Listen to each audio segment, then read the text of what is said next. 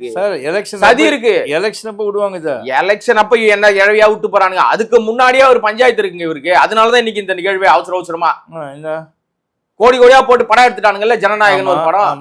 அவங்க ஏற்கனவே ஒரு டேட்டை போட்டு தள்ளி வச்சானுங்க. இனி அடுத்த டேட் போட்டாங்க. செப்டம்பர் மாசம் 26ஆம் தேதி, சாரி ஜனவரி 26. ஜனவரி 26ஆம் தேதி இந்த படத்தை வெளியிட்டே ஆகணும்னு ஓடிடி நிறுவனத்தோட காசு வாங்கிட்டானுங்க. அந்த நிறுவனம் சொல்லிருச்சு, இந்த டேட்டை தள்ளினீங்கன்னா மொத்த உங்களுக்கு தெரியும் ஓடிடி நிறுவனங்கள்ட்ட அக்ரிமெண்ட் போட்டா அந்த டேட்டை தள்ளினா இவங்க ஃபைன் கட்டணும். இப்ப விஜய் பொறுத்த வரைக்கும் என்ன பண்ணிட்டாருங்கன்னா, இப்ப என்ன சொல்றாருன்னா, என்னை போலீஸ் தான் அங்க இருந்து விரட்டிருச்சு, உடனே கிளம்புங்கன்னு சொல்லிருச்சு, ஏதோ சொல்லிட்டாரு. ஆல்மோஸ்ட் அவர் கிட்டத்தட்ட வீட்டை விட்டு வெளியில வந்து இந்த 27ஆம் தேதிக்கும் இந்த 27ஆம் தேதிக்கும் இடைப்பட்ட அந்த ஒரு மாத காலத்துல ஒரே ஒரு முறை படம் தொடர்பான ஒரு ஜனநாயகன் ஒரு படம் எடுத்துக்கிட்டு இருக்காருல்ல, அந்த படம் முடிஞ்சு போஸ்ட் ப்ரொடக்ஷன் போயிட்டு இருக்கு. அந்த படம் அது வந்து அரசியல் படம். அப்ப அந்த இயக்குனர் அடிக்கடி இவரை தொடர்பு கொள்ளணும். நிச்சயமா தொடர்பு கொள்றாரானோ நமக்கு தெரியல. அப்படி எந்த தகவலோ தரவுகளோ எந்த விஷயங்களோ அதிகாரப்பூர்வமா வெளியில வரவே இல்லை. அந்த 5 பேரும் நாங்க 30வது நாள் நாங்க எங்களுக்கு வந்து அந்த நம்பிக்கையை நாங்க பண்ணி ஆகணும், 30வது நாள் நாங்க எங்களுடைய குடும்பத்துல சடங்கு சம்பிரதாயங்கள்லாம் இருக்கு, அதனால நாங்க வரமாட்டோம்னு சொன்னவங்கள தொடர்ந்து ஃபோர்ஸ் பண்ணியிருக்காங்க. அவங்க வரலன்ட்டாங்க. மொத்த 33 பேர் தான் வந்திருக்காங்க. 33 பேரையும் இந்த சொகுசு ரிசார்ட்ல தங்க வச்சு ஒரு வீடியோ ஒன்று வெளியில நான் இங்க வரும்போதே பார்த்துட்டு வந்தேன். ஒரு அப்பா பேசுறாரு, என் பையன் தான் செத்து போயிட்டதுங்க, என் பையனை வந்து செத்து போயிட்டான், என் மனைவியும் அவங்க சம்பந்தப்பட்ட ஆட்களை மட்டும் கூப்பிட்டு வந்துட்டாங்க, எனக்கு தெரியல, அதனால எனக்கு தெரிஞ்ச பிறகு நானே பஸ்ஸை பிடிச்சி இங்க வந்துட்டேன், இப்ப உள்ள விட மாட்டேன், உங்களுக்கு அனுமதி இல்லைன்றாங்க. இன்னைக்கு நடந்த கூத்து தெரியாது அவங்களுக்கு. வாசல்ல அவர் போயிருக்காரு, அவர் காரு உள்ள விட மாட்டேன்ட்டானுங்க. 4 மணி நேரம் நின்று இருக்காரு, ஆறு அடிச்சு பார்த்துருக்காரு. இவர் தான் பொருளாளருங்க.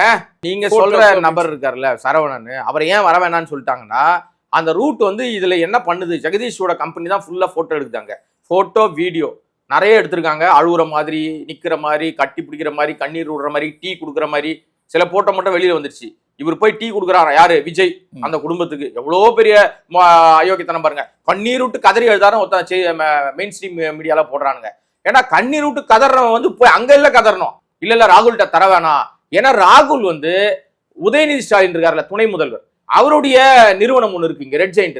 அந்த நிறுவனத்துக்கு அவர் ரொம்ப வந்து நெருக்கமானவர். இவருடைய படங்கள் எல்லாம் அவர் பேர்ல தான் வரும். இப்ப நிறைய நமக்கு வந்து தெரியும். இப்ப சினிமா பாணியில சொல்லணும்னா அது ஒரு வேற விதமான ஒரு அரசியல் பாணி சொல்லணும், அது வேற விதமா சொல்லுவாங்க. நம்ம அந்த பாணியை சொல்றது இல்ல, மக்கள் பாக்குற மக்களே புரிஞ்சுக்கிட்டோம். இந்த குடும்பங்களை சந்திக்கலன்னு எல்லாரும் நீங்க நானும் ஊரே உலகமே கழுவி ஊத்துது. இப்ப அந்த குடும்பங்களை சந்திக்காம நாளையில இருந்தோ இல்ல நவம்பர் 1ஆம் தேதியில இருந்தோ ஜனநாயகனை ப்ரமோட் பண்ண ஆரம்பிச்சாங்கன்னா, 26 ஜனவரி 26 ரிலீஸ் பண்ணோம்னா இவங்க ஒரு 2 மாசத்துக்கு முன்னாடியே இந்த ரூட் கம்பெனி வந்து ப்ரமோஷனை போடும். பூரா காசு கொடுத்தானே. இப்ப ட்ரெண்டிங்ல வருதுங்க. அந்த உயிர்களை இப்ப 5 பேர் குடும்பம் வரலங்க, அவங்க கொஞ்சம் மானத்தோட நின்ட்டாங்க போல வரல. மீதி வந்த எல்லா குடும்பமும் பணம்னு வாயை பொழந்துருச்சு. ஒரு பழமொழி சொல்லுவாங்க, பணம் என்றால் பிணமும் வாயை பொழக்கம்னு. இப்ப இந்த குடும்பம் நல்ல வேலை அந்த 41 உடல்களையும் அங்க எரிச்சிட்டாங்க, தகனம் பண்ணிட்டாங்க, புதைச்சி ஏதோ பண்ணிட்டாங்க. இல்லைன்னா அந்த விஜய் மாதிரி தற்கொலை கூட்டம் என்ன பண்ணிருக்கோம், மொத்த பாடியும் பனையூருக்கு எடுத்துனுவா, நான் மாலை போட்டு அஞ்சலி செலுத்தின பிறகு போய் அடக்கம் பண்ணுன்னு சொல்லியிருக்கோம். இல்ல நான் ஒண்ணே ஏன் விஜய் போக மாட்டாருன்னு அவங்க ஆட்களை கேட்டா, அங்க போனா கிரௌடு சேர்ந்து போலீஸ் நான் சொல்றேன் வரலன்னு சொல்றாங்க. ஆனா இவர் வந்து இப்ப நடிகை கீர்த்தி சுரேஷ்ல இல்லைங்க, அவங்களுடைய இது தலப்பொங்கலுக்கு போனா, தல தீபாவளிக்கு போனாரு. தல தீபாவளிக்கு தான் நினைக்கிறேன், ஏதோ ஒரு கன்றாவிக்கு போனாருங்க. வீட்டுக்குன்னா போவாரு, ஃப்ரெண்ட்ஸ் வீட்டுக்குலாம் போறாரு, வீட்டுக்கு போறாரு, நாய்க்குட்டி தூக்கி கொஞ்சறாரு, அதெல்லாம் சொல்லியா. இவ்வளவுதான் வந்து இவங்க வந்து அங்கெல்லாம் உங்களுக்கு செக்யூரிட்டி லேப்ஸ்ல அங்கெல்லாம் எப்படி வந்து யாருக்கும் தெரியாம போனீங்களோ அதே மாதிரி இங்கேயும் யாருக்கும். என்ன ஸ்டண்ட் சில்வாவுடைய மாமா இறந்துட்டாங்க அந்த ஷூட் அவுட்ல. அப்ப நீ எப்படி ராத்திரியோட ராத்திரி யாருக்கும் சொல்லாம போனீங்க போனா இப்ப என்ன சொல்றாங்க, விஜய் வெளியில வந்தார், வீட்டை விட்டு வெளியே வந்தா கூட்டம் வந்துடும், நெரிசல் ஆயிடும், மக்கள் திரள் அப்படி இப்படி ஏர்போர்ட்ல கும்பல்றாங்கல்ல. அடே மானம் கட்டவனுங்கள, இன்னைக்கு விஜய் வீட்டை விட்டு எங்க போயிருக்காரு, 30 கிலோமீட்டர் இருக்கிற பனையூர் போயிருக்காருல்ல, பனையூர்ல இருந்து மகாபலிபுரம் போயிருக்காரு. இந்த 30 கிலோமீட்டர்ல ஒரே ஒருத்தம் கூட வரல. அப்ப என்ன அர்த்தம், காலியா 2 கார் தான் போகுது, முன்னாடி ஒரு கார் பின்னாடி ஒரு கார், அவ்வளவுதானா. நீங்க பாத்தீங்களா, அத நேரலை காமிச்சானுங்களா. குடும்பத்தை நேசிக்கிற ஒரு மனுஷன், அவன் குடும்பத்தை மட்டும் இல்ல, அஜித் எல்லா குடும்பத்தையும் நேசிக்கிறான். அதனாலதான் எனக்கு ரசிகர் மன்றமே வேணாம், என் படம் வரும்போது படத்தை வந்து பாருங்க, பார்த்துட்டு கொண்டாடுங்க, தூக்கி போடுங்க, மிதிங்க, ஏதோ பண்ணுங்க, அதோட மரியாதையா போய் மறுநாள் உங்க வேலையை பாருங்கன்னு சொல்லிட்டாரு. விக்கிரவாண்டி மாநாட்டில் செத்து போன 6 பேரை இன்னைக்கு வரைக்கும் நினைச்சு பாத்தீங்களா. நீங்க போஸ்ட் அடிச்சு ஓட்டியிருக்காங்க, எங்களெல்லாம் உங்களுக்கு கண்ணுக்கு தெரியலையா, எங்க குடும்பங்கள்லாம் உங்களுக்கு கண்ணுக்கு தெரியலையான்னு போஸ்ட் அடிச்சு ஓட்டியிருக்காங்க. இது வரைக்கும் ஒரு கட்சி ஆரம்பிச்சது இந்த 1.5-2 வருஷத்துல 50 பேருக்கு மேல செத்து போயிருக்காங்க. 50-60 பேருக்கு மேல செத்து போயிருக்காங்க. நான் சொல்ல டேட்டா சொல்லுது. நீங்க ஒரு கூட்டத்திலையும் 100 பேர் மயங்கி விழுறான், அதுல 4 பேர் செத்து போறான். இன்னைக்கு வரைக்கும் பல பேர் ஹாஸ்பிட்டல்ல இருக்காங்க பணம் கட்ட முடியாம. ஒற்றன் செய்தி நேயர்களுக்கு வணக்கம். வணக்கம் கோடங்கி. வணக்கம் ஓட்டுறேன், சொல்லுங்க ஓட்டுறேன். என்ன ஒன்றும் சொல்ல மாட்டீங்க, நீங்கள் தான் இன்னைக்கு பரபரப்பு சொல்லணும். விஷயம் என்னன்னா, இந்த கரூர்ல நடந்த அந்த துயர சம்பவத்துக்கு அப்புறமா விஜய் வந்து கரூருக்கு போகாமல் இருந்தார். போயிட்டு அவங்கள வந்து அந்த பாதிக்கப்பட்ட குடும்பத்தினரை யாருமே வந்து பார்க்கவே இல்லை. கேட்டதுக்கு போலீஸ் பெர்மிஷன் கிடைக்கல அப்படின்லாம் சொல்லியிருக்காரு. அவங்க தரப்புல அவர் சொல்ல, அவங்க தரப்புல எல்லாருமே சொல்லியிருந்தாங்க அதனால போலீஸ்ல பெர்மிஷன் கொடுக்கல இல்லைன்னா. பட் எப்படி போலீஸ் வந்து இன்னைக்கு பெர்மிஷன் கொடுத்துருக்காங்கன்னு தெரியல. மாமல்லபுரத்துல வந்து எங்கேயோ மீட் பண்ணியிருக்காரு இன்னைக்கு. அந்த பாதிக்கப்பட்ட 41 குடும்பத்துல வந்து எத்தனை பேரை மீட் பண்ணாங்கன்னு தெரியல இன்னைக்கு. ஆக்சுவலா 33 ஃபேமிலி தான் வந்ததா சொல்றாங்க. நமக்கு சரியான தரவு இன்னும் வரல அங்க இருந்து. இன்னொரு விஷயம் என்னன்னா, இவங்க வராதவர்களையும் இவங்க போய் வந்து ரொம்ப அழுத்தம் கொடுத்து தான் இந்த பேரை கூப்பிட்டுருக்காங்க. இது 30வது நாள், அதாவது கடந்த மாதம் 27ஆம் தேதி தான் அந்த சம்பவம் நடந்துச்சு, துயர சம்பவம் நடந்துச்சு. உலக வரலாறுலேயே தன்னை பார்க்க வந்து தன்னுடைய அந்த நிகழ்வுல பலியா யார் மேல வேணா நீங்க குற்றம் சுமத்துங்க, அது ரெண்டாவது செகண்டரி. நான் அதுக்குள்ளேயே போக வரல, அது தனி ரகம். ஆனாலும் இப்போ ஒரு சம்பவம் நடக்குது, நம்ம ஒரு நிகழ்ச்சி நடத்துறோம், அந்த இடத்துல ஒரு துயர சம்பவம் நடந்துச்சுன்னா நதி மூலம் ரிஷி மூலம் தேர்றது ஒரு பக்கம் இருந்தாலும் அதற்கு நாமும் ஒரு பொறுப்பு, தார்மீக அடிப்படையில் நாமும் அவர்களோடு நிற்கணும், அவர்கள் பக்கமா நம்ம நிக்கணும் அப்படின்றதான் எல்லா மனிதர்களும் இயல்பாகவே எடுக்கிற ஒரு விஷயம். அதை நீங்க ஒத்துக்கிறீங்களா? உண்மை. இப்ப விஜயை பொறுத்த வரைக்கும் என்ன பண்ணிட்டாருங்கன்னா, இப்ப என்ன சொல்றாருன்னா, என்னை போலீஸ் தான் அங்கிருந்து விரட்டிருச்சு, உடனே கிளம்புங்கன்னு சொல்லிருச்சு, ஏதோ சொல்லிட்டாரு. ஆல்மோஸ்ட் அவர் கிட்டத்தட்ட வீட்டை விட்டு வெளியில வந்து இந்த 27ஆம் தேதிக்கும் இந்த 27ஆம் தேதிக்கும் இடைப்பட்ட அந்த 1 மாத காலத்துல ஒரே ஒரு முறை பனையூர்ல இருந்து அவர் வந்து எங்கோ இந்த பட்டினப்பாக்கம் வரைக்கும் ஒரு முறை வந்திருக்காரு. அதுக்கப்புறம் அந்த வீட்டை விட்டு அவர் வெளியில வரவே இல்லை, அந்த வீட்டுக்குள்ளேயே தான் இருந்தார். எப்படி ஒரு மனுஷனால அந்த வீட்டுக்குள்ளேயே யாரையுமே சந்திக்காம யாரையும் பார்க்காம எப்படி உள்ள இருக்க முடியும்ன்றது மிகப்பெரிய கேள்வி. இன்னைக்கு விவாத பொருளா மாறி இருக்கு. இதெல்லாம் என்ன கன்றாவியோ பார்த்துட்டு போட்டோம், அது நமக்கு சம்மந்தம் இல்லை. ஏன்னா குடும்பம் அவரோட இல்லை, நம்ம 2 பேரும் பர்சனல் பேசுறது இல்லை, அதனால அதுக்குள்ள நம்ம போல. மற்ற யாருமே அவரை நம்ம மீட் பண்ண முடியல. படம் தொடர்பான அவர் ஜனநாயகன் ஒரு படம் எடுத்துக்கிட்டு இருக்காருல்ல, அந்த படம் முடிஞ்சு போஸ்ட் ப்ரொடக்ஷன் போயிட்டு இருக்கு. அந்த படம் அது வந்து அரசியல் படம். அப்ப அந்த இயக்குனர் அடிக்கடி இவரை தொடர்பு கொள்ளணும், நிச்சயமா தொடர்பு கொள்றாரானோ நமக்கு தெரியல. அப்படி எந்த தகவலோ தரவுகளோ எந்த விஷயங்களோ அதிகாரப்பூர்வமா வெளியில வரவே இல்லை. இந்த 41 பேர் குடும்பத்துல 33 ஃபேமிலியை தான் அவங்க வந்து உள்ள கூப்பிட்டுருக்காங்க, அவங்க தான் வந்திருக்காங்கன்னு சொல்றாங்க. மீதி பேர்லாம் வரல. ஏன்னா 41 குடும்பம்னு சொல்ல முடியாது. ஏன் 41 குடும்பம்னா, அந்த 41 பேர் இறந்து போயிட்டாங்க இல்லையா, அதுல மொத்தம் 38 குடும்பம் தான் கணக்குல வரும். 39 ஒரு ஃபேமிலியில 3 பேர் இறந்திருக்காங்க, ஒரு ஃபேமிலில 2 பேர் இறந்திருக்காங்க. அப்ப அவங்க மைனஸ் ஆயிட்டாங்கன்னா 38 பேர் தான் வருவாங்க. அந்த அடிப்படையில 5 ஃபேமிலி வரல.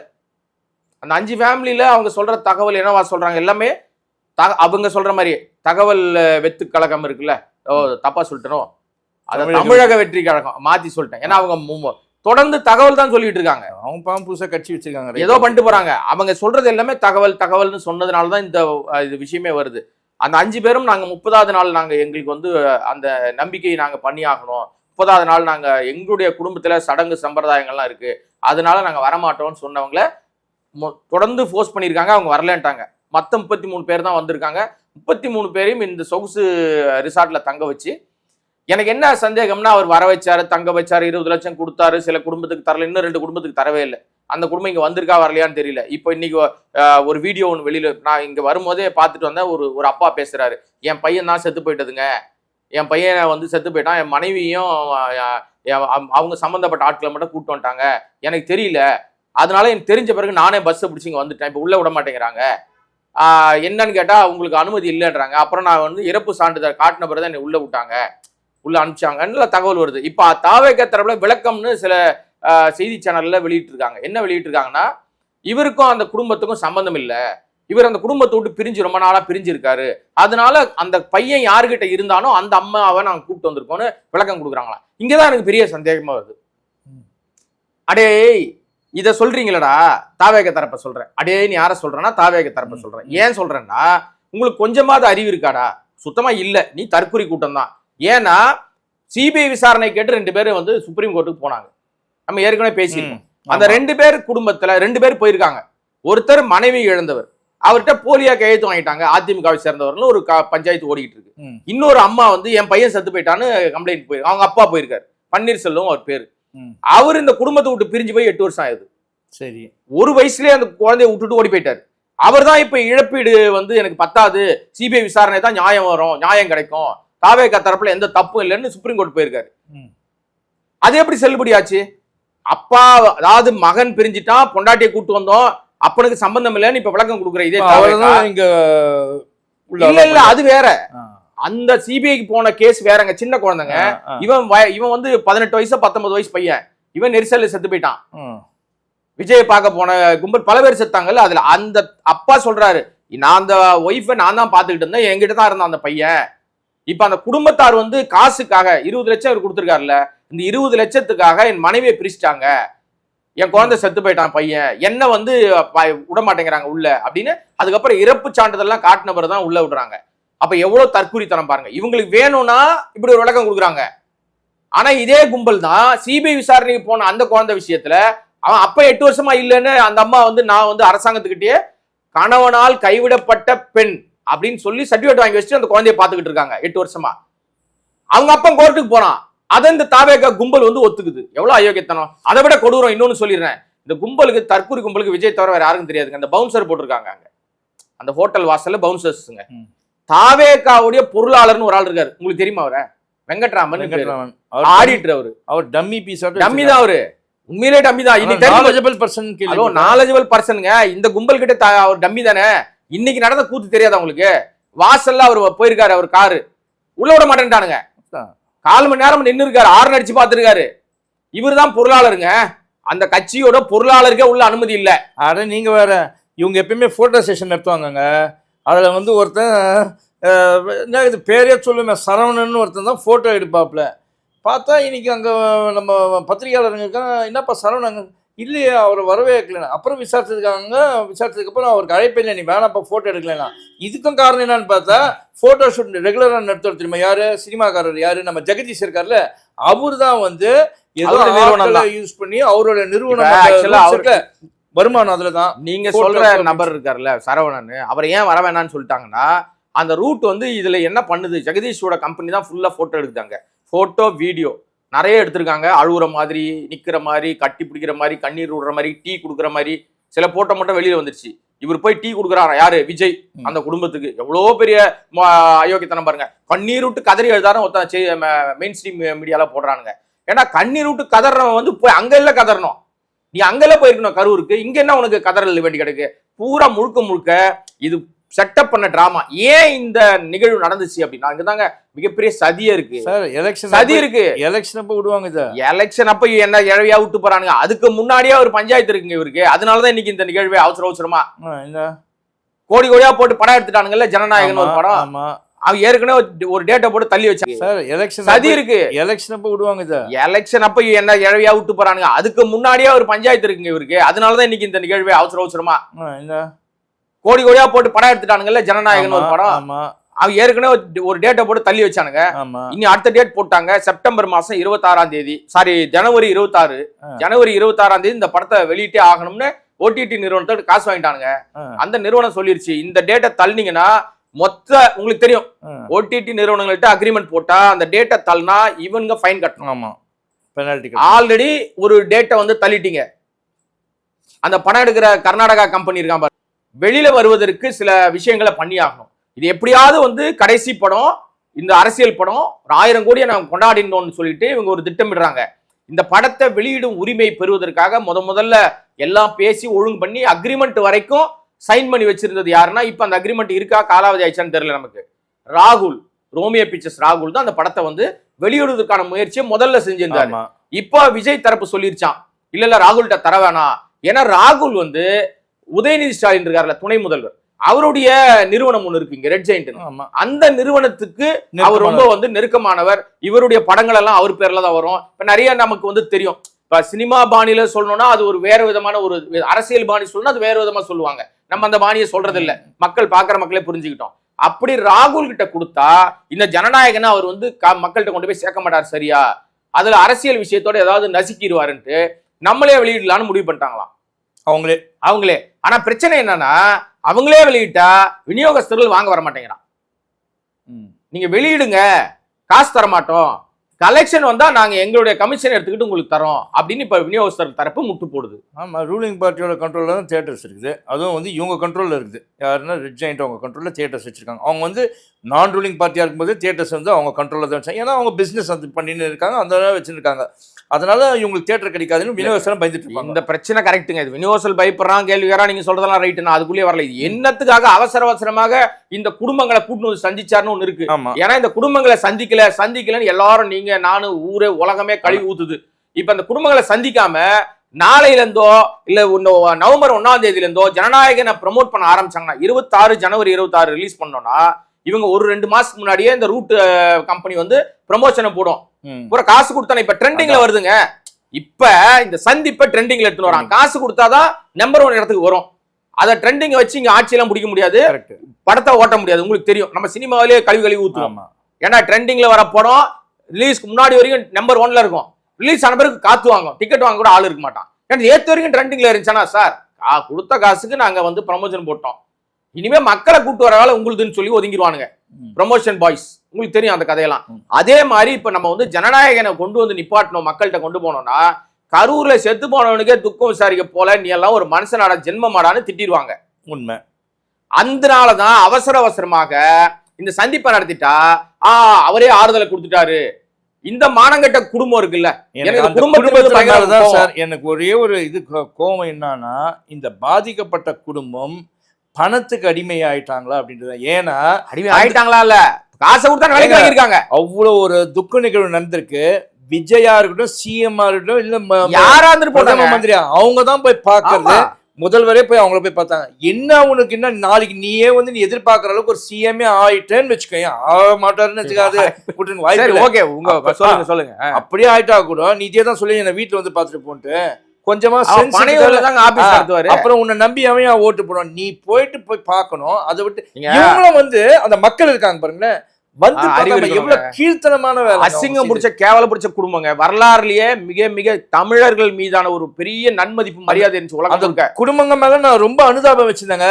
என்னைக்கு அவங்க இங்க வந்து பாக்குறேன்னு விஜய் கோசம் ஒத்து நீங்க வந்து பாக்குறேன்னாங்களோ அப்பயே எனக்கு அவங்க மேல வச்சிருந்த மரியாதை போச்சு. அதுல வந்து எழுந்தவங்களுக்கோசம் வருத்தப்பட்டாங்களோ இல்லையோ பணத்துக்கு நல்லா மரியாதை கொடுக்கல. அந்த குடும்பத்தினர் செத்து போன அந்த ஆன்மாக்கள் இருக்குல்ல, அதாவது அன்னைக்கு ஒரு நாள் தான் செத்து போச்சு. இதுங்க இந்த பண்ணாடைங்க காசுக்காக விலை போய் அங்க இருந்து இங்க வந்து ஒவ்வொரு நாளும் சாகடிக்குது அந்த உயிர்களை. அந்த உயிர்களை வந்து இப்ப 5 பேர் குடும்பம் வரலங்க, அவங்க கொஞ்சம் மானத்தோட நின்ட்டாங்க போல வரல. மீதி வந்த எல்லா குடும்பமும் பணம்னு வாயை பொழந்துருச்சு. ஒரு பழமொழி சொல்லுவாங்க, பணம் என்றால் பிணமும் வாயை பொழக்கம்னு. இப்ப இந்த குடும்பம் நல்ல வேலை அந்த 41 உடல்களையும் அங்க எரிச்சிட்டாங்க, தகனம் பண்ணிட்டாங்க, புதைச்சி ஏதோ பண்ணிட்டாங்க. இல்லைன்னா அந்த விஜய் மாதிரி தற்கொலை கூட்டம் என்ன பண்ணிருக்கோம், மொத்த பாடியும் பனையூருக்கு எடுத்துனுவா, நான் மாலை போட்டு அஞ்சலி செலுத்தின பிறகு போய் அடக்கம் பண்ணுன்னு சொல்லியிருக்கோம். இல்ல நான் ஒண்ணு ஏன் விஜய் போக மாட்டாருன்னு அவங்க ஆட்களை கேட்டா, அங்க போனா கிரௌடு சேர்ந்து போலீஸ் நான் சொல்றேன் வரலன்னு சொல்றாங்க. ஆனா இவர் வந்து இப்ப நடிகை கீர்த்தி சுரேஷ்ல இல்லைங்க, அவங்களுடைய இது தலப்பொங்கலுக்கு தல தீபாவளிக்கு போனாரு. தல தீபாவளிக்கு தான் நினைக்கிறேன், ஏதோ ஒரு கன்றாவிக்கு போனாரு. வீட்டுக்குன்னா போவாரு, ஃப்ரெண்ட்ஸ் வீட்டுக்குலாம் போறாரு, வீட்டுக்கு போறாரு, நாய்க்குட்டி தூக்கி கொஞ்சறாரு. அதெல்லாம் சொல்லியா இவ்வளவுதான் வந்து இவங்க வந்து அங்கெல்லாம் உங்களுக்கு செக்யூரிட்டி லேப்ஸ்ல அங்கெல்லாம் எப்படி வந்து யாருக்கும் தெரியாம போனீங்களோ அதே மாதிரி இங்கேயும் யாருக்கும் என்ன ஸ்டண்ட் சில்வாவுடைய மாமா இறந்துட்டாங்க அந்த ஷூட் அவுட்ல. அப்ப நீ எப்படி ராத்திரியோட ராத்திரி யாருக்கும் சொல்லாம போனீங்க, அதே மாதிரி அது கூட வேணாங்க. நீங்க சொல்றது கூட சினிமா அது இதெல்லாம் அரசியல் வந்துட்டாருங்க அவரு. இப்ப இன்னைக்கு நடந்த கரண்ட் நிகழ்வு சொல்றேன். நீங்க சொல்ல பழைய நிகழ்வு, திரிஷா வீட்டுக்கு போனது, கீர்த்தி சுரேஷ் கல்யாணத்துக்கு போனது, கீர்த்தி சுரேஷ் வீட்டுக்கு பொங்கல் வைக்க போனதெல்லாம் விட்டுருங்க, அதெல்லாம் வேணாம். பர்சனல் நம்ம தான் பர்சனல் பேசுறது இல்லையா, அது வேணாம். இப்ப கரண்ட் நிகழ்வு சொல்றேன் நானு. நீ அறிவாளி தானே, உன் போனா இப்ப என்ன சொல்றாங்க, விஜய் வெளியில வந்தார், வீட்டை விட்டு வெளியே வந்தா கூட்டம் வந்துடும், நெரிசல் ஆயிடும், மக்கள் திரள் அப்படி இப்படி ஏர்போர்ட்ல கும்பல்றாங்கல்ல. அடே மானம் கட்டவனுங்களே, இன்னைக்கு விஜய் வீட்டை விட்டு எங்க போயிருக்காரு, 30 கிலோமீட்டர் இருக்கிற பனையூர் போயிருக்காருல்ல, பனையூர்ல இருந்து மகாபலிபுரம் போயிருக்காரு. இந்த 30 கிலோமீட்டர்ல ஒரே ஒருத்தம் கூட வரல. அப்ப என்ன அர்த்தம், காலியா 2 கார் தான் போகுது, முன்னாடி ஒரு கார் பின்னாடி ஒரு கார், அவ்வளவுதானா? நீங்க பாத்தீங்களா, அத நேரலை காமிச்சானுங்களா சார்? சொர்ணம் இருங்க ஒரு நிமிஷம், சொர்ணாலாம் ஒரு வழக்கனே வரலங்க சார், பயம்லாம் கிடையாது. திட்டமிட்ட இந்த கூட்டமே திட்டமிட்டு இவங்க பரப்புற கூட்டங்க, கூட்டிட்டு வர கூட்டம் தான் ஆர்கானிக்கா வருதுன்னு ஏமாத்துறானுங்க. அததாங்க சொன்னேன். இப்ப பயம் வந்துச்சு, கூட்டம் கூட்டல அவங்களே. இவனுங்க கூட்டம் கூட்டல இல்ல, இவன் நிறுத்திட்டானுங்க. ஏன்னா அப்ப சொன்னா நிக்கிறாங்கல்ல, நீ சொன்னா கேக்குறானுங்கல்ல, வரக்கூடாதுன்னு சொல்ல வேண்டியதானே. சொன்னா கேக்குறாங்கன்ற அளவுக்குலாம் அஜித் அத்தலம் கிடையாது. அஜித் சொன்னார்னா அன்னைக்கு கூட யாரும் விசில் அடிச்சாங்க, ஆமா அச்சனு அப்படின்னு கப்சிப்புன்னு ஆயிட்டாங்க. சார் அஜித்தோட ஒரு மனுஷன், இவருக்கு அந்த அளவுக்கு இல்ல, அதான் ஆசையை பார்த்துட்டு குடும்பத்தை நேசிக்கிற ஒரு மனுஷன். அவன் குடும்பத்தை மட்டும் இல்ல, அஜித் எல்லா குடும்பத்தையும் நேசிக்கிறான். அதனாலதான் எனக்கு ரசிகர் மன்றமே வேணாம். என் படம் வரும்போது படத்தை வந்து பாருங்க, பார்த்துட்டு கொண்டாடுங்க, தூக்கி போடுங்க, மிதிங்க, ஏதோ பண்ணுங்க, அதோட மரியாதையா போய் மறுநாள் உங்க வேலையை பாருங்கன்னு சொல்லிட்டாரு. நீ அப்படி இல்ல, உன் தேவைக்கு உன் ரசிகனை கூப்பிட்டுக்கிற. யார் திருச்சி ஏர்போர்ட் யார் சார் கூப்பிட்டா? எங்கெங்க தான் வந்திருக்கானுங்க, ராமநாதபுரத்துல இருந்து. சார் இந்த ஃபுல் ஸ்கெட்சுக்குமே வந்து விஜய கூட நான் சொல்ல மாட்டேங்க, இட் இஸ் 100% ஜெகதீஷ் தான். இவரோட ப்ரமோஷன் இவருதான், காசு கொடுக்கறது ஆதவ் இவருதான். இல்ல சார், ஆமாங்க, கூட்டப்பட்ட கூட்டம், அவரும் காசு கொடுக்குறாரு. இவங்க ரூட்டு தான், இவங்க ரெண்டு பேரும் வந்து ப்ரமோஷன் தான் தலைவரை பண்ணுது. அதுதாங்க, பணம் அங்கிருந்து இறக்கிறாங்க, வெளியில இருந்து எங்க வாங்குறாங்க காசு எல்லாம். என்ஃபோர்ஸ்மெண்ட் டைரக்டரேட் நாளைக்கு போகுது, விரைவில் போவாங்க. எலெக்ஷன் முன்னால நான் சொல்ல எழுதி வச்சுக்கோங்க. என்ஃபோர்ஸ்மெண்ட் டைரக்டரேட் இதே ஜெகதீஷன் நோண்டும், என்னைக்கு நோண்டுன்னு எனக்கு தெரியும். நம்ம பார்த்துருக்கோம் அலையன்ஸ் பார்ட்டியோட எப்படி இருந்தாங்க, அலையன்ஸ் இல்லைன்னா இந்த நேரத்தில் என்ன பண்ணாங்கன்ட்டு.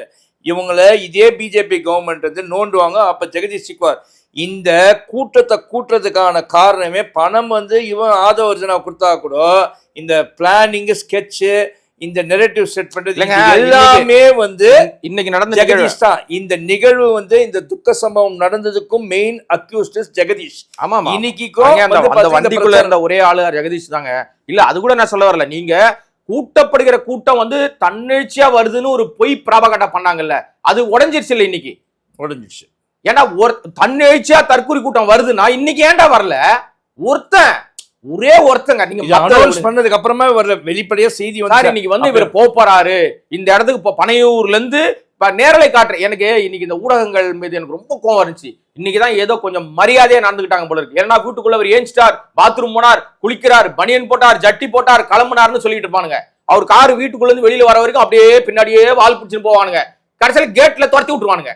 மானங்கட்ட ஊடகம் இன்னைக்கு அதை செய்யல, ரொம்ப தெளிவா அந்த வாசல் நின்ட்டானுங்க போல இருக்கு. இவர் வீட்டுக்குள்ள கிளம்புறாரு, வெளியில போறாரு, குளிக்கிறாரு, புண்ணாக்க புடுங்குறாருலாம் சொல்லாம விட்டானுங்க.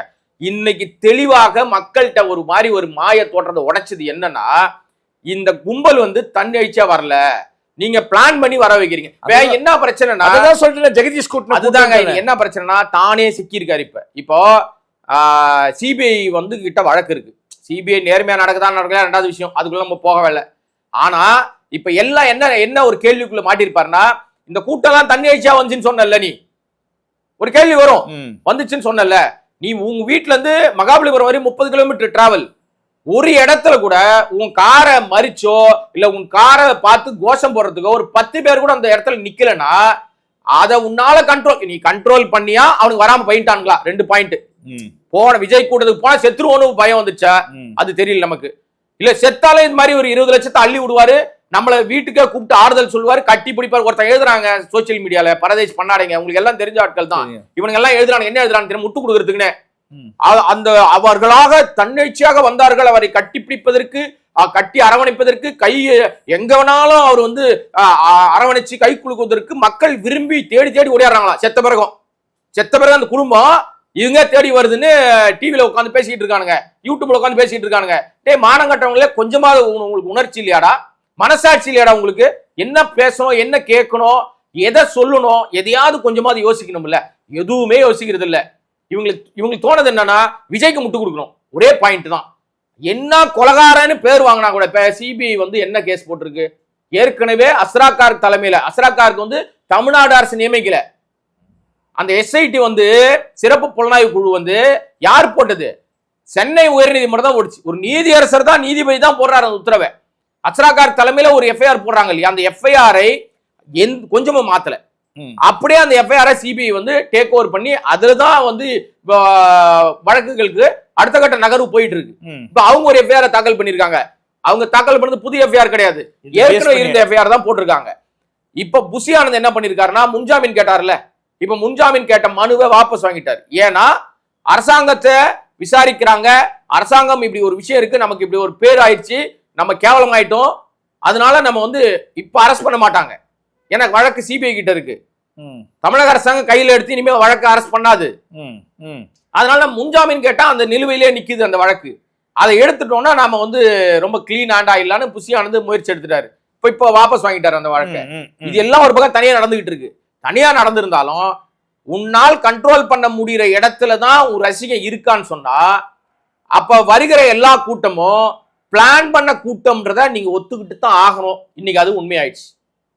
பாயிண்ட் 1 நம்பர் 1 அதுதான் ஓப்பனா ரெட் வாட்டி சொல்லிட்டேன். அதுதாங்க பாயிண்ட் நம்பர் 1. பாயிண்ட் நம்பர் 2 என்னன்னா, இந்த மக்களை இங்க கூப்பிட்டு சந்திக்க வேணான்னு உனக்கு பிடிச்சவன் பிடிக்காதவன், விஜய பிடிச்சவன் பிடிக்காதவன், ஜென்ரலா இருக்கிறவங்க, உண்மையில் அனுதாபியா இருக்கிறவன், உன்னை ரொம்ப நேசிக்கிறவங்க கூட பல பேர் என்ன சொல்லிட்டாங்க, இவன் ரசிகர்களே ஐயோ அண்ணா அந்த தப்பை மட்டும் பண்ணிடாதீங்க, வரலாறுல நம்ம பெரிய கெட்ட பேர் ஆயிரும், தயவு செய்து நீங்க போய் பாருங்க, கூப்பிடாதீங்கன்னு நேத்து வரையும் கதறிட்டு இருந்தானுங்க.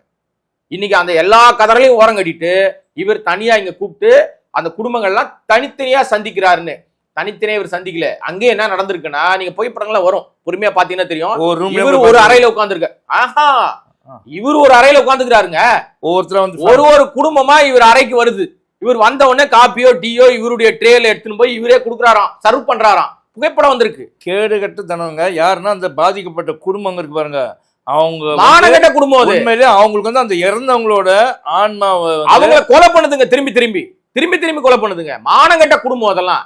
நீங்க அந்த கரூர் மக்கள் உண்மையிலேயே கரூர் மக்கள் உண்மையான அந்த அனுதாபிகளாக கரூர் மக்கள் மீது நான் ரொம்ப பரிதாபப்படுறேன். இந்த மாதிரி ஜென்மங்களை எல்லாம் உங்க ஊர்ல வச்சிருக்கீங்க. அசிங்கமா இருக்கு. ஏன்னா நான் இப்பயும் சொல்ல சார், அன்னைக்கு நடந்தது விபத்து எல்லாமே இறந்துட்டாங்க, எல்லாமே வரலங்க ரைட்டு. ஆனா நம்ம வந்து அந்த இறந்தவங்க குடும்பத்து மேல நம்மன்னா நான் இல்ல நீங்க இல்ல, உலகமே வந்து அனுதாபப்பட்டாங்க, பரிதாபப்பட்டாங்க எல்லாமே. கடைசியில அந்த இறந்தவங்களை வந்து அவனை வச்சு நான் ஆதாயமா சம்பாதிக்கிறதுக்கு அந்த காசு கொடுத்தாங்க அப்படின்றதுக்கோசம் அம்மா சொல்றாங்க, என் பையன் செத்ததுனால்தான் விஜய பக்கத்துல இருந்து பார்க்க முடியுது, அந்த பாக்கியத்தை எனக்கு வந்து என் பையன் தான் கொடுத்த. யாரு? செத்து போனவன். மானங்க நீதான் பெத்தியானே டவுட்டா இருக்கு எனக்கு. இதெல்லாம் ஒரு ஒரு ஒரு தாய்மைன்றத நம்ம எவ்வளவு ரொம்ப ஒரு பெரிய லெவல்ல வச்சு போட்டுடுறோம் நம்ம. அதை மொத்தமாவே காலி பண்ணிட்டீங்களே காசுக்காக. வெறும் 20 லட்சம் ரூபாய். அது எப்ப கொடுத்தாங்க? இப்படி எல்லாம் நீ புகழ்ந்து பேசினாதான் உனக்கு காசு கொடுப்பேன்னு சொல்லி நிப்பாட்டி நிறுத்தி வச்சு மிரட்டி, அதுலயே 2 குடும்பத்துக்கு கொடுக்கல. கேட்டா அவங்க சிபிஐல வந்து நமக்கு எதிராக பேசிட்டாங்க. ஒண்ணு மட்டும் கன்ஃபார்ம் சார், இப்ப இருக்கிற சூழ்நிலையில பார்த்தா விஜய்க்கு வந்து முன்ன இருந்த இதோட இப்ப குறைஞ்சிடுச்சு. ஒரு ஹைப் இருந்துச்சு விஜய்க்கு வந்து. இந்த சம்பவம்லாம் ரொம்ப மோசமாயிடுச்சு. இப்ப அவங்க வந்து மின்னியாது சொன்னாங்க டிஎம்கேவோட ஒரு பீரியட்ல அலைன்ஸ் வந்துருவாரோ அப்படின்லாம் ஒரு பேச்சு சொன்னாங்க. அப்புறம் பிஜேபியோட அலைன்ஸா ஏடிஎம்கேவோட அலைன்ஸா இப்போ பொறுத்த வரைக்கும் இன்னைக்கு இருக்கிற ஸ்டாண்டு, விஜயோட ஸ்டாண்டு பிரகாரமா பாத்தீங்கன்னா அவருக்கு இருக்க ஹைப்னு பாத்தீங்கன்னா டிஎம்கே கிட்ட சேர்க்க மாட்டாங்க, கண்டிப்பா தெரியும். இவரை நம்பி ஏடிஎம்கே கிடையாது, விஜயை நம்பி ஏடிஎம்கே கிடையாது, பாஜகவும் இவங்களை நம்பி போறதுக்கான வாய்ப்புகள் கம்மி. ஏன்னா இவங்களுக்கு வந்து இப்போ குறைஞ்சிடுச்சு.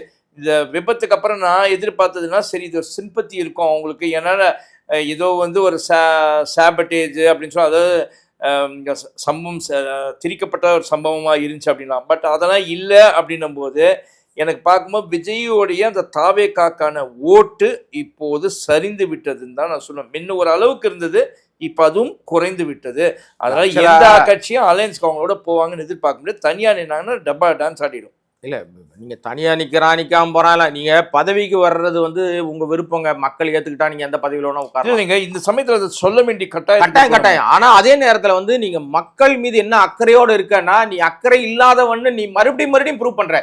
உனக்கு கிடைக்கிற வாய்ப்புகளை எல்லாம் விஜய் தவற விட்டுக்கிட்டே இருக்காருன்றதான் நம்மளுக்கு குற்றச்சாட்டா இருக்கு. நீங்க விஜய் வந்து எல்லாரும் நம்மளை பார்த்து என்ன சொல்லுவாங்கன்னா, குறிப்பா என்ன அந்த விஜயோட ஃபேன் ஃபாலோவர்ஸ் என்ன பண்றாங்கன்னா, என் மீது ரொம்ப கோவமா இருக்காங்க, இந்த எப்போ பார்த்தாலும் திட்டிகிட்டே இருக்காங்க. நம்ம திட்டல, உனக்கு கிடைக்கிற வாய்ப்புகளை எல்லாம் நீ தவற விட்டுட்டே இருக்குன்னு நம்ம சுட்டி காட்டிட்டே இருக்கிறோம் சார். உண்மை சார், விஜய்க்குன்னு ஒரு நல்ல ஒரு இது கிடைச்சிச்சு, அதை வந்து யூட்டிலைஸ் பண்ண. என்ன காரணம்னா தான் சுற்றி இருக்கக்கூடிய தவறான நபர்களை வச்சிருக்க, தவறான நபர்கள் அறிவில்லாதவங்களை தான் வச்சிருக்காரு. அதுதான் தற்கூறின்றோம் நம்ம. இப்ப அறிவில்லாதவர்கள் சார் பெரிய இழப்பு யாருமா சார், அவங்க அப்பாவை கைவிட்டது சார். இன்னைக்கு விஜய்னு ஒருத்தன் வந்து இன்னைக்கு ஒரு பெரிய நடிகர்னாவும் இன்னைக்கு வந்து தமிழக அவங்க அப்பாவை கூப்பிட்டு வந்ததுனால சொல்றேன். இப்ப அவங்க அப்பா நான் ஆரம்பிச்சனால சொல்றேன். இந்த 41 பேர் செத்து போயிட்டாங்க, 30 பேர் செத்து போயிட்டாங்க தகவல் வந்தவொடனே முதல்ல ஒரு ஃபோன் பண்ணது வந்து உங்க அப்பாவுக்கு தான் அடிச்சிருக்காரு. இந்த மாதிரி ஆயிப்போச்சு, என்ன பண்றது? சரி, ஓகே. ஆமா விஜய் உங்க அப்பாட்ட தான் பேசியிருக்காரு. ஏன் புசி ஆனந்த் காண போயிட்டாரு? புசி ஆனந்த் நடு ரோட்ல இறக்கி விட்டு ஓடி போயிட்டாரு இவரு. அது தெரியுமா உங்களுக்கு?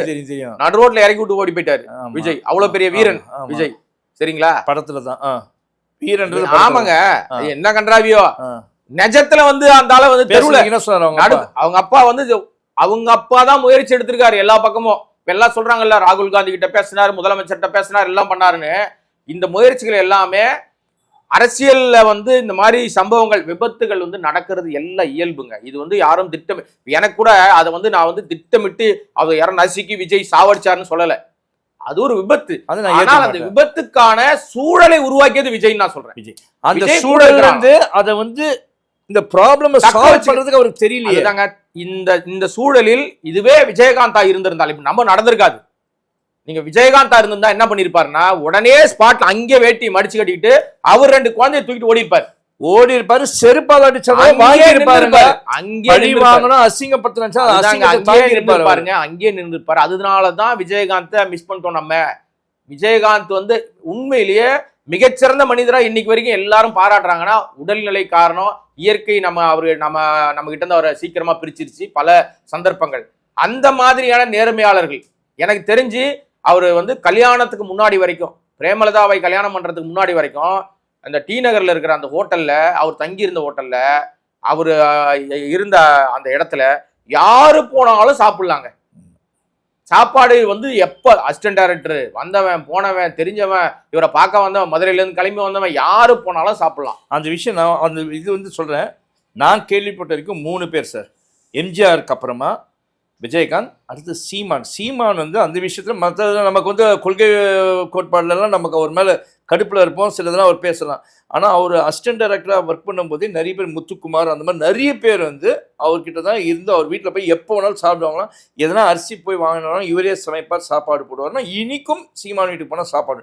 ஆக்சுவலா என்னன்னா, அதுக்கு நீங்க சொல்றதெல்லாம் கரெக்ட் தான். இப்ப நம்ம இந்த அரசியல்ன்றது இப்போ ஜென்சி கூட்டம்னு ஒரு கூட்டம் புதுசா உருவாயிடுச்சு. இல்லை முன்னாடிலாம் ஒரு காலகட்டம் 2000க்கு முன்னாடி ஒரு மக்கள் இருந்தாங்க.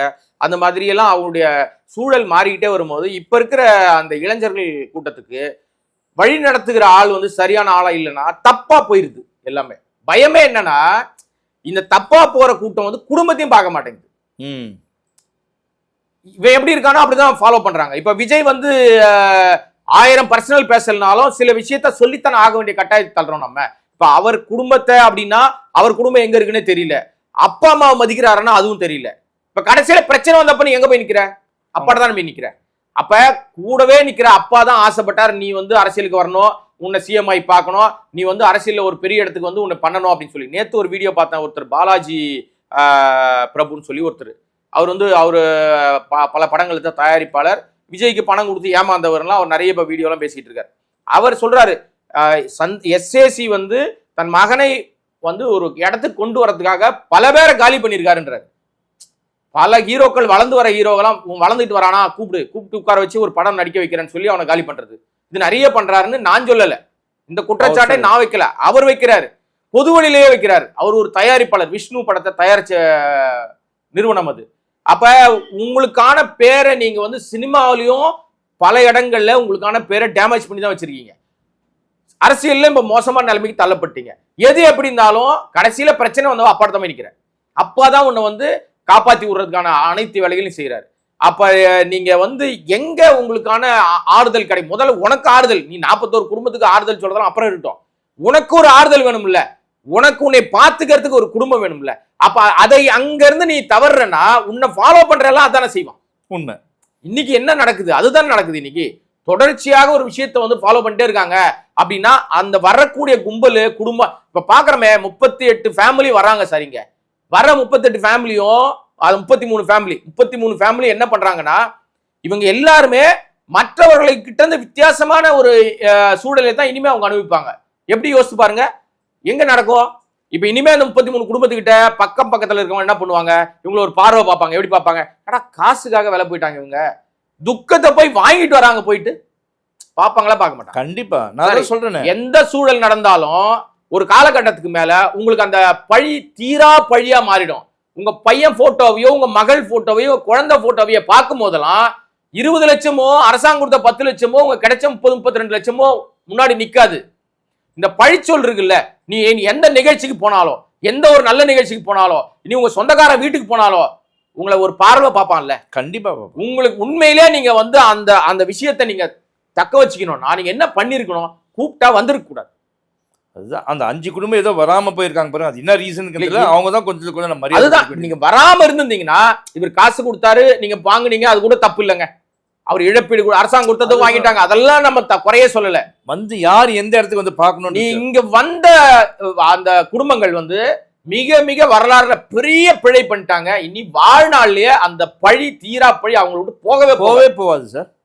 அதை விட கொடூரம், இனிமே வந்து யாராவது தாவேக்கால செத்து போயிட்டாங்கன்னா, தாவேக்கால யாராவது நிர்வாகிகளோ இல்ல நம்ம இல்லங்க, மரணம்ன்றது எல்லாருக்கும் வரும், அது நம்ம குறைய சொல்ல. ஏதாவது ஒரு இழப்பு, ஒரு மிக சோகமான நிகழ்வு நடந்துச்சுன்னா யாரையும் தேடி விஜய் போக மாட்டார்.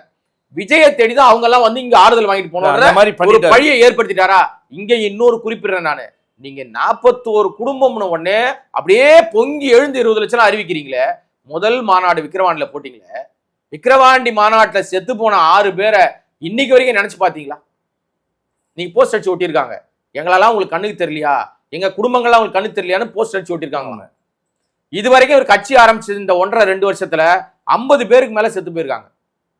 50-60 பேருக்கு மேல செத்து போயிருக்காங்க. நான் சொல்ல, டேட்டா சொல்லுது. நீங்க ஒரு கூட்டத்திலையும் 100 பேர் மயங்கி விடுறான், அதுல 4 பேர் செத்து போறான். இன்னைக்கு வரைக்கும் பல பேர் ஹாஸ்பிட்டல் இருக்காங்க பணம் கட்ட முடியாம. காசு கொடுத்துட்டா அதெல்லாம் சரியாயிடுமா? சரி, அப்படியே காசு கொடுத்தீங்க, எல்லாரும் கொடுத்தீங்களா? அதுக்கு ஒரு பெரிய என்ன சொல், நீட் எக்ஸாம் மாதிரி ஒரு எக்ஸாம் வச்சு, அந்த மீட்டிங்ன்றது எல்லா கட்சியும் நடக்கும், த்ரூ அவுட் தி இந்தியா நடக்குது. அதுல விபத்துகள் நடக்கலாம், இறக்கலாம். அது நான் தப்பாவே சொல்லுங்க. ஒரு இரங்கல் கூட நீங்க தெரிவிக்கலையா? அப்ப இதுல மட்டும் உனக்கு அரசியல் தேவைப்படுது இல்ல சார்? அதெல்லாம் போலீஸ் வரல சார், இதுல போலீஸ் சிபிஐ எல்லாம் வந்துச்சா பயம் இருக்கும்ல, உள்ள தூக்கி உட்கார வச்சிட்டாங்கன்னா. பொது வாழ்க்கை வரக்கூடாதுங்க. பொது வாழ்க்கைக்கு வந்தா நேர்மையா நீ இருக்கிறன்னா உனக்கு எதிராக பேசதான் செய்வாங்க. நேர்மையான முடி அரசியல சொல்லாதீங்க. நீங்க எவ்வளவுதான் வந்தா நான் வந்து ஒட்டுறேன், நான் யாரையும் தனிப்பட்ட விதத்துல சொல்றேன் சொல்றேன். இவங்க அப்படித்தானே சொல்றாங்க. இந்த முட்டு கொடுக்குற கும்பல் என்ன சொல்லுது? விஜய் மாதிரி ஒரு நேர்மையாளர், விஜய் மாதிரி ஒரு ஆபத் பாந்தவன், தமிழ்நாட்டை காக்க வந்த கடவுள்னு சொல்லிட்டு இருக்காங்களே. இவன் கடவுளாங்க? 30 நாளா ஓடி ஒளிஞ்ச பங்கர்ல பதுங்கி இருந்தவங்க, பதுங்கு குழியில இருந்தவன், இன்னைக்குதான் ஏஞ்சி வெளியில வர. நீ மீடியாவை சந்திக்கிற உனக்கு என்ன பிரச்சனை? ஃபைனலா நான் கேட்கிறேன் ஒரே கேள்வி, உனக்கு மீடியாவை சந்திப்பதில் உனக்கு என்ன பிரச்சனை? சார், டைரக்டர் கேட்டாலே கேள்விக்கு பதில் கொடுக்க முடியாது அவரால். அதுக்கப்புறமா நீங்கள் வந்து மீடியா மீடியாவில் வந்து 40 பேர் வருவான், வந்து 40 பேரும் கேள்வி கேட்பான். அப்புறம் எப்படி சார் முதல்வர் நாற்காலிக்கு ஆசைப்படலாம்? இப்போ தெரிஞ்சு ஒரே நிமிஷங்க, செக்ரட்டரியேட் அவர் வீட்டை தேடி வரும், விளங்கிடும். அவர் வந்து அந்த எண்ணத்தில் இருக்காரு, ஓட்டு போறோம் அவங்க வீட்டில் வந்து ஓட்டு போட்டு. ஓகே மிஸ்டர் ஓட்டன், இந்த தற்கொலை பத்தி ரொம்ப பேசிட்டோம் நம்ம, அதனால நம்ம வந்து அடுத்த கட்டத்துக்கு போவோம் நம்ம நினைக்கிறேன். நான் அப்படிதான் நினைக்கிறீங்க? ஆமா, இதோட இன்னைக்கு இந்த சாப்டர் முடிப்போம், நாளைக்கு மீண்டும் சந்திப்போம். நன்றி கோடங்கி.